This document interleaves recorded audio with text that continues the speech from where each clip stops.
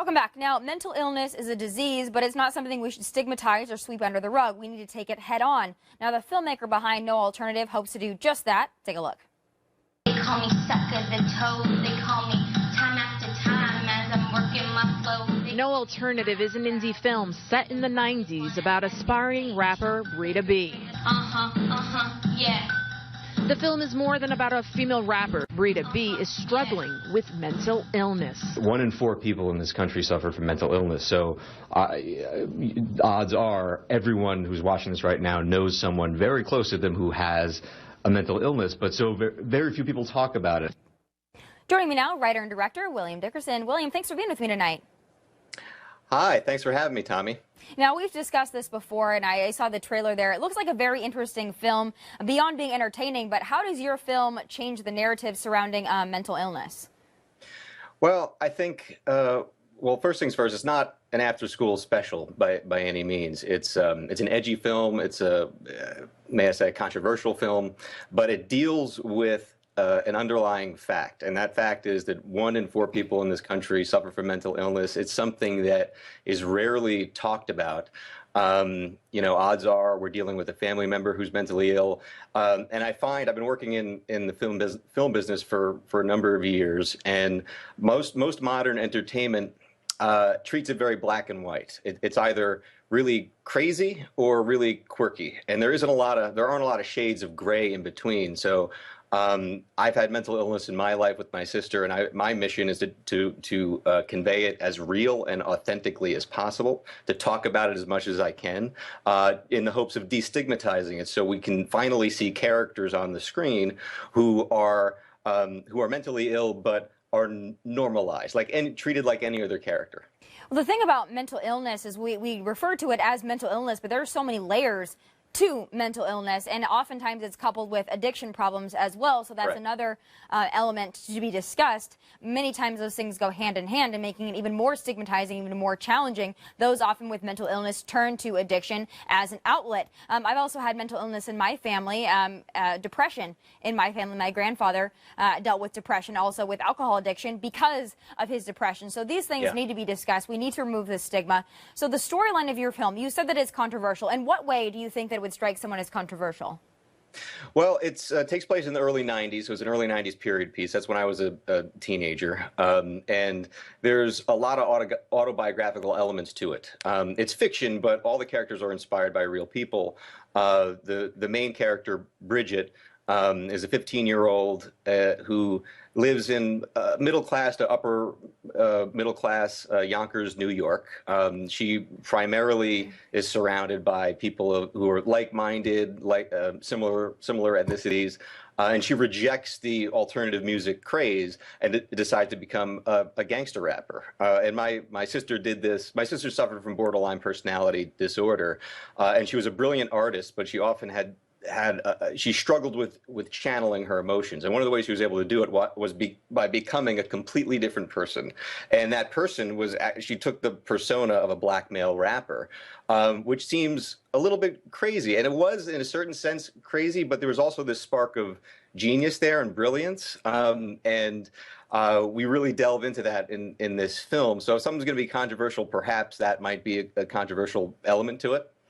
Well, it sounds very interesting, and, you know, I think that is wonderful that you bring that up and that you highlight it in a creative way, because you're right, there are so many entertainers and so many people we look up to in popular culture that do deal with some element of mental illness, and they often do channel it into something very creative, and we do look at them as genius in many ways, and then again, often coupled with addiction issues. We look at someone like Amy Winehouse, we look at Nirvana, you know, Kurt Cobain, we look at those folks and we look at them as geniuses, but we know that they were also deeply troubled.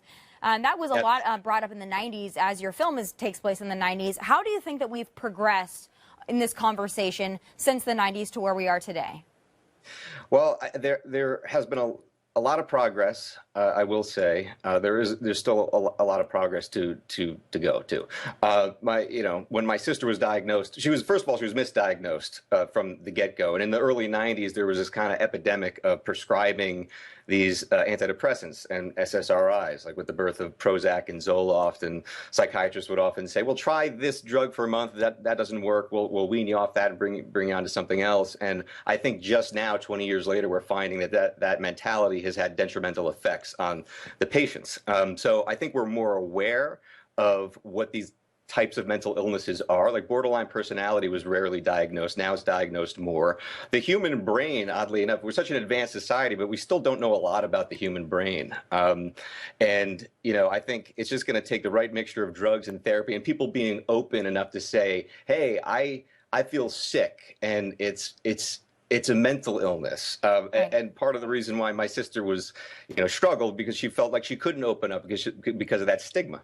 When people worry, the second that you say something, that you're dealing with something like that, you are immediately stigmatized. People look at you. They're afraid that you're going to pull a gun. They're afraid that you're going to be one of those wacko people like Timothy McVeigh. I mean, people are concerned with that. So it's very easy to harness that and to just cope with it yourself. And we know that that is obviously not the best. But when you talk about it, because even when we throw these terms around, borderline personality disorder, what is that and how is that characterized?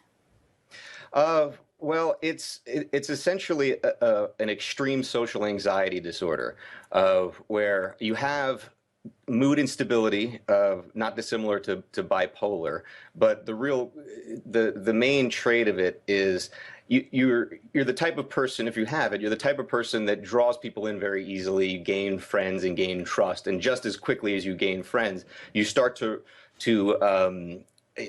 question their motivations and start to think, well, why, if I'm so unstable, why is this person being friends with me? Why does this person love me? They must want something from me, so I'm going to hate them. I'm going to push them away. And my sister literally pushed away all of her friends. It was at the point where she was almost pushing away her family. Unfortunately, she died of a drug overdose, and in her life, she had tried to commit suicide several times. So it's a terrible disease because it's hard to get help, because once you seek help, you push those people away. And that's another lesson for those of us that are around other folks, to not look at them as crazy and to understand when someone really does need help. Oftentimes it's a very difficult conversation, though, because very few people like to be confronted with that. Very few people like to face their demons, but it's something that we need to do if we see someone in our life. But, oftentimes it also is characterized, especially at a young age when you're a teenager, is just typical teenage rebellion, typical teenage lashing out. Sometimes now even millennials, it's just, oh, you're indulgent, you're narcissistic, you're wanting attention. So those are the things that we need to change the narrative on, and your film is an excellent way to do that. It's entertaining. It looks incredibly entertaining. It has a good story, a good plot line, but beyond that, it addresses something that is very serious. We all have our skeletons in the closet. We all have things in our families. I think everyone knows someone that has some kind of a mental instability, if it's not ourselves. I think we're all a little crazy in 2016 anyway, as evidenced by, well, take a look outside. But I think that if we can address it with a little bit of humor, a little bit of culture, and make it more mainstream, we'll get a lot further.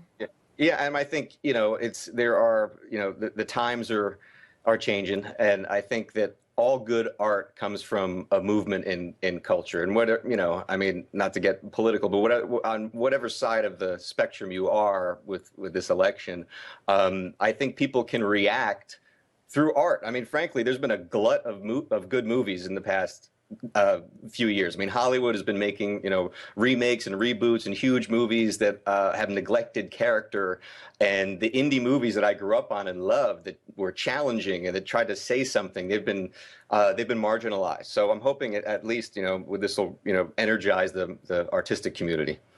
It's interesting, and I can't wait to see it, at length. I think it's an interesting way of attacking this issue, and you're right. Art is the best way to bring those things to the cultural forefront. Thanks for being with me tonight, and I encourage everyone to check it out. Thanks for everything you do. Thanks so much, Tommy. I appreciate you having me on. Of course.